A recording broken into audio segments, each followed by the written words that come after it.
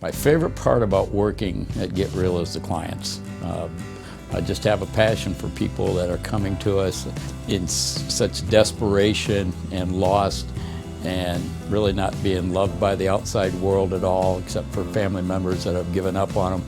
And the fact that we can actually teach them to love themselves, teach them how to stay sober, and most of all, build self-esteem. If you're struggling from alcohol and drugs, I know exactly what you're going through. In 1999, I was arrested for possession of cocaine, and being a commercial airline pilot at the time, I had not only embarrassed myself, I'd embarrassed my family and my friends and anybody that knew me, and I felt that I had embarrassed the people I worked for. And I figured I was going to prison, and I had this doom and gloom in front of me. I had been caught, and I didn't know quite what to do.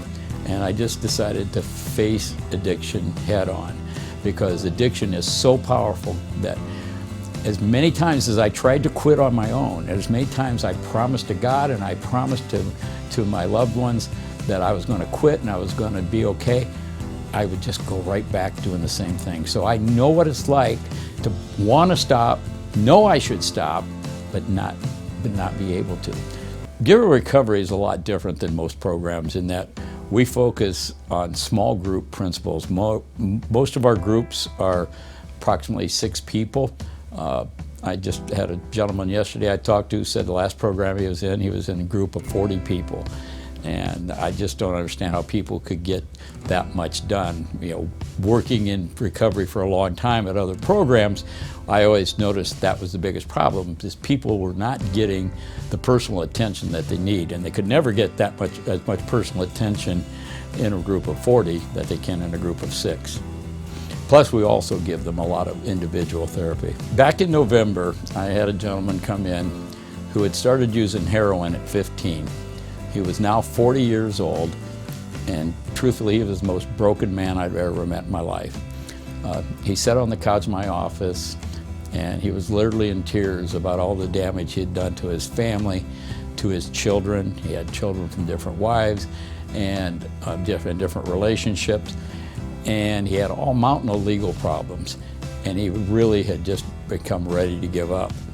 Now, his track record was awful, and I just talked to him and told him that he was going to be okay, and that we would love him till he could love himself.